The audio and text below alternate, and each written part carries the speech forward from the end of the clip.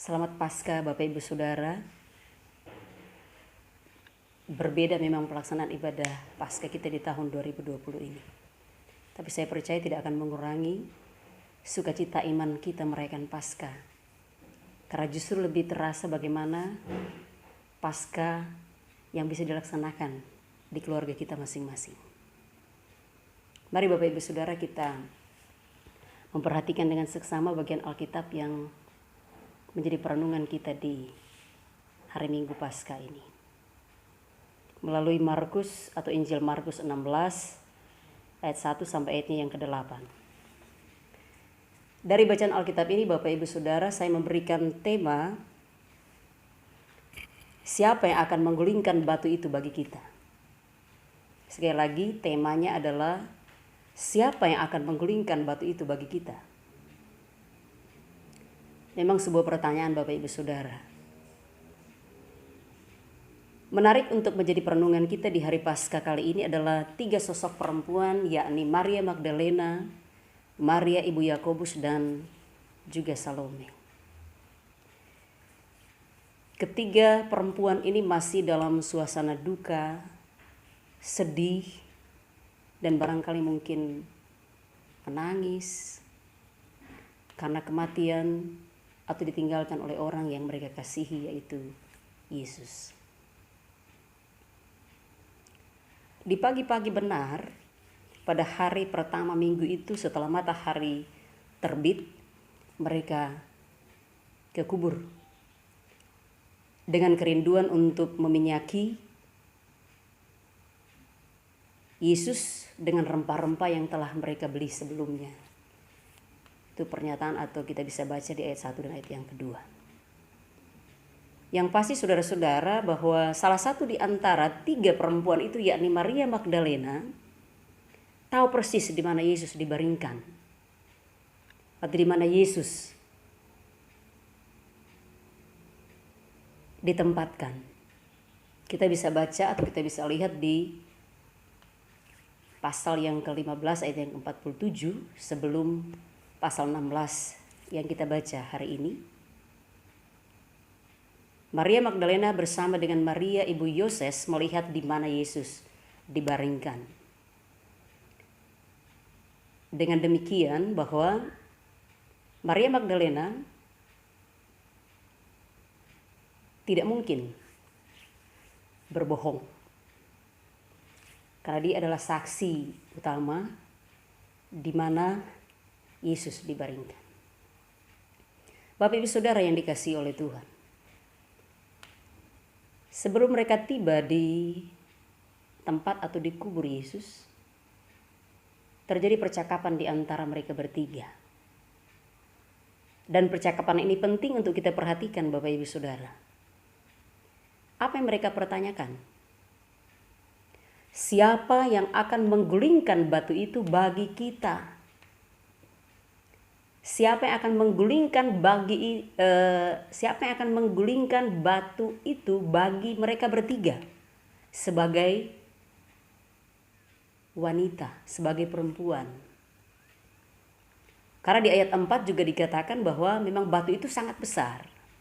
Sangat besar. Hal ini menunjukkan bahwa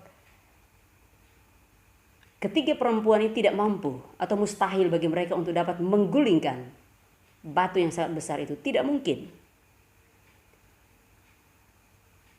Dengan tidak mungkinnya mereka untuk menggulingkan batu itu, serta-merta mereka juga tidak akan mungkin masuk dalam kubur itu untuk meminyaki Yesus. Memang Bapak Ibu Saudara, kalau mungkin laki-laki mereka punya cara lain untuk dapat menggulingkan batu itu. Bapak Ibu Saudara, apa yang terjadi? Melalui bacaan kali ini jelas dikatakan pada ayat yang keempat, ketika mereka melihat dari dekat tampaklah batu yang memang besar itu sudah terguling. Dahsyat. Ajaib bukan? Siapa yang menggulingkannya? Atau siapa yang mampu melakukannya? Ataukah seperti kata orang bahwa ia dicuri atau diambil orang? Tidak, Bapak Ibu Saudara. Karena kisah cerita ini belum berakhir. Karena sudah terguling batunya, mereka bisa masuk. Ketika itu mereka melihat seorang muda yang memakai jubah putih duduk di sebelah kanan. Mereka terkejut. Terkejut tapi juga pasti merasa takut. Antara percaya dan tidak.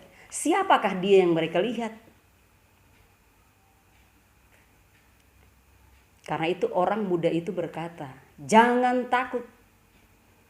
Kamu mencari Yesus orang Nazaret yang diselibkan itu. Ia telah bangkit. Ia tidak ada di sini. Lihat, inilah tempat mereka membaringkan dia. Sekali lagi menekankan bahwa kepada Maria Magdalena diingatkan kembali bahwa lihat, bukankah engkau tahu dia dibaringkan di sini? Tapi sekarang ini ia tidak ada di tempat itu lagi.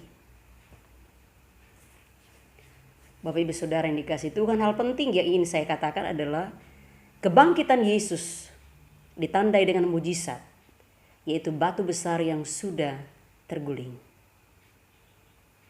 Kedua, jadi tadi yang pertama, yang kedua, kebangkitannya bukan kebohongan. Atau cerita kisah tentang kebangkitan Yesus bukan hal yang omong kosong. Saksi kunci pertama adalah Maria Magdalena.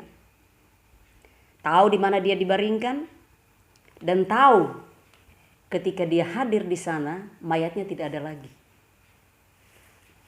Justru mereka berjumpa dengan Yesus yang bangkit, yang berjubah putih tadi. Jadi tidak berakhir kepada mujizat melihat batu sudah terguling, tapi juga selanjutnya menyaksikan benar-benar Yesus tidak lagi terbaring. Berarti dia sudah bangkit, Bapak Ibu. Nah, selanjutnya di ayat yang ke-7, ketiga perempuan tadi diberi mandat untuk pergi dan mengatakan kepada murid-muridnya dan kepada Petrus, ia mendahului kamu ke Galilea. Di sana kamu akan melihat dia seperti yang sudah dikatakannya kepada kamu. Merujuk pada kata Galilea, Bapak Ibu Saudara, di Markus pasal 1 ayat 16 diceritakan tentang murid-murid Tuhan Yesus itu dipanggil di Galilea. Kemudian pada saat malam terakhir ketika Yesus makan perjamuan malam bersama dengan para muridnya, Yesus pernah berkata bahwa kamu semua akan tergoncang imanmu. Kita bisa lihat itu di Markus 14 ayat 26 sampai 27. Kamu semua akan tergoncang imanmu sebab ada tertulis, aku akan memukul gembala dan domba-dombamu itu akan tercerai-berai. Jadi dengan kematian Yesus sebagai gembala bagi para muridnya, semua murid-muridnya tercerai-berai. Orang-orang yang percaya kepadanya tercerai-berai. Akan tetapi, dilanjutkan dengan kalimat ini, akan tetapi sesudah aku bangkit, aku akan mendahului kamu ke Galilea. Berarti apa yang dikatakan oleh yang berjubah putih tadi kepada Maria Magdalena dan kedua temannya, bahwa aku akan mendahului kamu atau para muridnya dan juga Petrus, bahkan juga ketiga perempuan ini di Galilea, tergenapi. Apa yang dikatakannya pada malam terakhir bersama dengan para muridnya benar-benar terjadi. Bagian ini menjelaskan hal penting bahwa apa yang terjadi adalah penggenapan dari apa yang pernah dikatakan oleh Yesus sebelum ia mati. Sekalipun ia harus menderita dan sampai mati, tetapi ia pasti bangkit. Ia harus melewati jalan sengsara untuk keselamatan umatnya karena kasihnya. Selanjutnya Bapak Ibu Saudara yang diberkati oleh Yesus Kristus, pada ayat yang ke-8 mengatakan setelah ketiga perempuan tadi menerima mandat untuk pergi dan menyampaikan pesan kepada para murid dan juga Petrus, Akhirnya mereka lari meninggalkan kubur itu. Masih dalam keadaan gentar dan dahsyat. Dengan kata lain, mungkin merasa takjub, takut, tapi takut karena bahagia, atau perasaan yang mereka rasakan itu luar biasa, membuat mereka takjub, atau memang takut karena antara percaya dan tidak, apakah benar ini adalah Yesus yang bangkit atau tidak. Mereka tidak mengatakan kepada siapapun karena takut. Itu bahasa Alkitab kita hari ini. Tidak jelas memang takut karena apa. Tapi saya percaya bahwa takut tetapi takjub. Mengapa? Karena Yesus telah bangkit. Takut tetapi bahagia. Karena Yesus benar-benar bangkit. Yesus benar-benar hidup. Bapak Ibu Saudaraku yang diberkati oleh Yesus Kristus,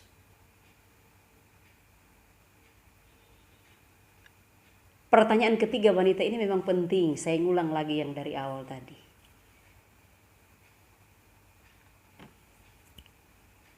Sebagai refleksi iman kita di Paskah tahun 2020 ini. Pertanyaan ketiga wanita ini penting. Yang saya ingin ulangi adalah, siapa yang dapat menggulingkan batu yang sangat besar itu bagi kita? Itu kan pertanyaannya Maria Magdalena dan teman-temannya. Bagi mereka, siapa yang dapat menggulingkan? Nah, Bapak Ibu Saudaraku yang diberkati Tuhan, pernahkah kita pada situasi yang tidak berdaya, tidak mampu, terlalu berat, tidak mungkin aku bisa lepas dari sebuah beban yang menindih hidup ini? Siapakah yang dapat membebaskan aku? Siapakah yang dapat melepaskan aku? Mereka bertanya tiga. Siapa yang dapat menggulingkan batu itu bagi kita?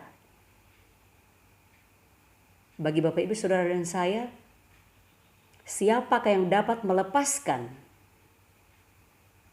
beban, penderitaan, masalah yang membelit bagiku?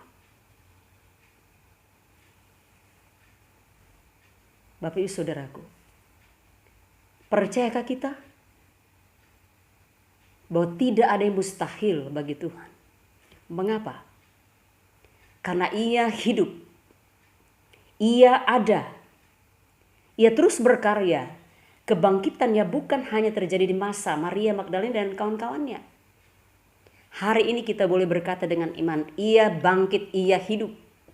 Ia berkarya bagiku. Sebab apa? Sebab Ia telah menolongku. Ia telah melepaskanku dari belenggu. Ia mengangkat deritaku.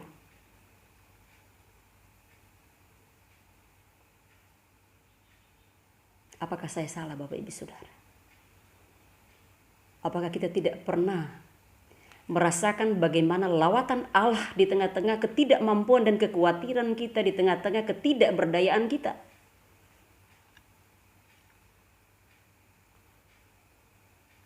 Saya percaya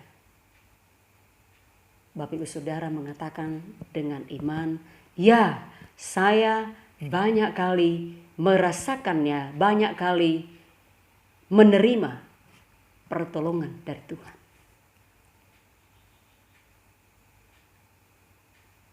Karena tidak hanya sampai di situ Bapak Ibu Saudara. Pertolongannya dahsyat dan ajaib.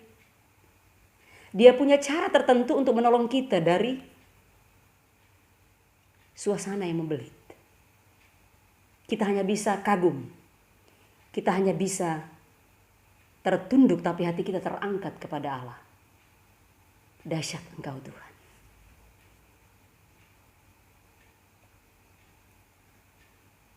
Aku kagum, kami kagum, kita semua kagum dengan kedahsyatannya yang menyatakan bahwa Dia ada, Dia hidup. Bahasa Alkitab Dia bangkit, tetapi bahasa kita hari ini adalah Dia hidup. Dia ada, Dia berkarya. Aku kagum, aku mengangkat pujian syukur untuk pekerjaannya yang membuktikan ia hidup. Ayo Bapak Ibu Saudara yang ingin bernyanyi bersama saya. Ku bersyukur karena Kau sangat baik, mulialah nama-Mu. Ku tinggikan, ku agungkan selama hidupku. Ku tinggikan, ku agungkan selama hidupku. Poin yang kedua. Tugas untuk menyaksikan kebangkitannya juga adalah tugas kita bersama. Sebagaimana dia menugaskan itu kepada Maria Magdalena, dua temannya, dan juga kepada para murid. Sekarang ini kita punya tugas yang sama. Apalagi bagi yang telah mengalami kedahsyatan Tuhan yang hidup. Kita harus melanjutkannya kepada orang lain, meneruskannya kepada orang lain. Tugas kita sekarang adalah menjadi pewarta Injil kemanapun. Saya ulangi, apalagi ketika kita telah mengalami kedahsyatan kuasa kebangkitannya. Ayo, saksikan itu bagi orang lain. Bahwa ia hidup dan berkarya bagiku dan tentu bagi orang lain juga. Memang Bapak Ibu Saudara rasa takut kadang ada pada kita. Kurang yakin. Tapi kalau memang kita telah mengalami banyak hal, mengapa tidak? Ayo katakan kepada orang lain supaya juga orang lain mengalami mujizat Allah yang dahsyat itu. Bahwa mereka juga mengalami apa yang kita sebut dengan ia juga hidup di antara kalian. Bukan hanya hidup dalam diri saya, tapi juga dia ada di antara kamu. Percayalah, Tuhan yang bangkit akan menolong kita untuk menjadi saksinya yang hidup. Bapak Ibu Saudara, di situasi dan kondisi sekarang ini yang membuat kita takut, gentar, firman Tuhan ini menguatkan kita. Dalam ketidakmampuan, dalam ketidaksanggupan kita, ada sesuatu yang Tuhan mau lakukan. Ada kedahsyatan Tuhan yang ingin Ia lakukan di depan mata kita. Kita hanya bisa mengatakan, luar biasa Tuhan, Engkau dahsyat. Dalam ketidakmampuanku ada Tuhan yang dahsyat dalam hidup kita. Selamat merayakan Paskah, Bapak Ibu Saudara yang diberkati Tuhan. Walau dalam situasi yang berbeda, tapi saya percaya ada sukacita iman yang kita rasakan bersama. Tuhan Yesus memberkati kita sekalian. Shalom. Selamat Paskah. Tuhan Yesus memberkati. Amin.